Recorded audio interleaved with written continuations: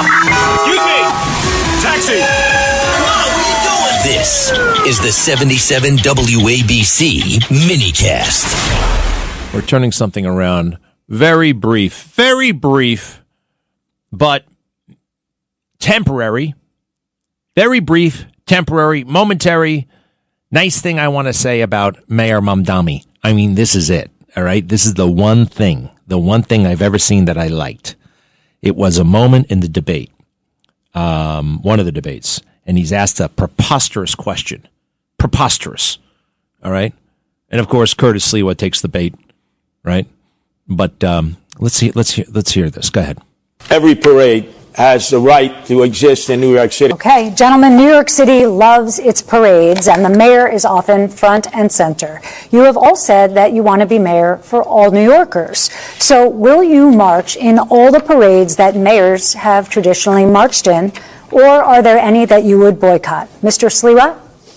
I think a mayor has a responsibility, whenever possible, to march in parades, to celebrate whatever that parade is performing as. I've been a Grand Marshal of the Pulaski Day Parade. I was proud to celebrate my Polish heritage. Are there any that you would boycott, though? I just need to move this along. Excuse me? Would you boycott any of the city's parades? No, I would not boycott any parades. Mr. It's the mayor's Cuomo, responsibility to be available to all racial, ethnic, and religious groups. No, I wouldn't unless they discriminated.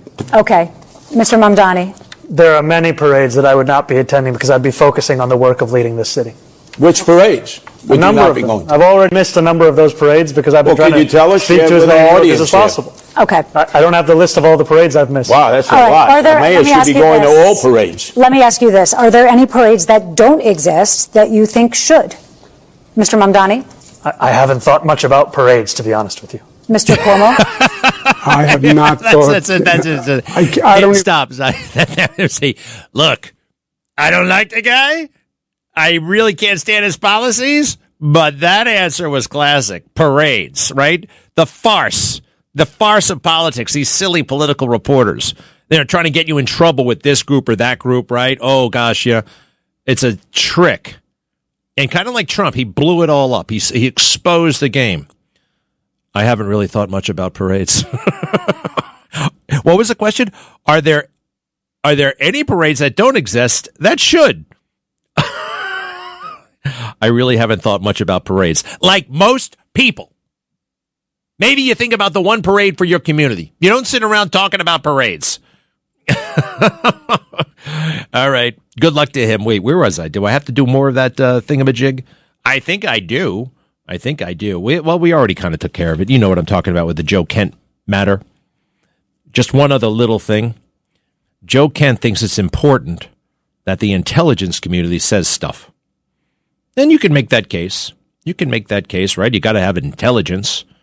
But it's almost as if they're somehow more important than anyone else. More important than the president. Cut 20, please. Cut 20. President Trump and the former supreme leader of Iran agreed that Iran was not going to get a nuclear weapon. They were going to get and you believe them. Table. You believe so them? I believe the 18 members of the intelligence community. Mark, I believe the 18 intelligence agencies that said that Iran was not developing a nuclear weapon. But guess what? The president agrees with his own conclusions. The CIA director that says you're full of baloney. DOD&I, who's responsible for representing the 18 intelligence community, 18 but agencies.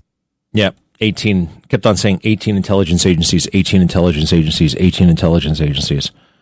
I heard it before Iraq. It was 20 agencies. We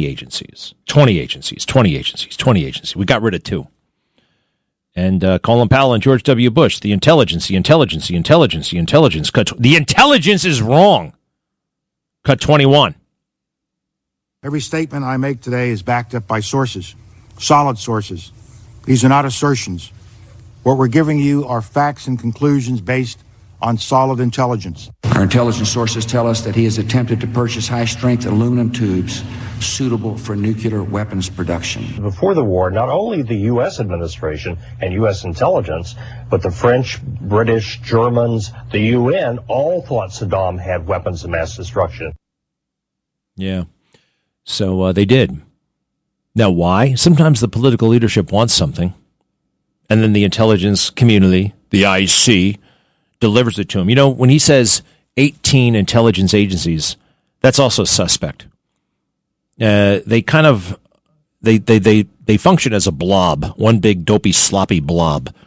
You think the Coast Guard is going to come out with its own assessment on Iraqi nuclear, or Marine Corps intelligence, or Air Force intelligence, right? We have the Defense Intelligence Agency. Quite frankly, there are too many agencies.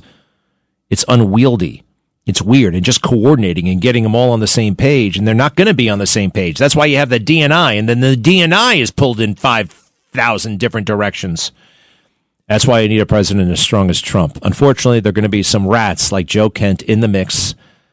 Very little you can do about it. We'll be right back.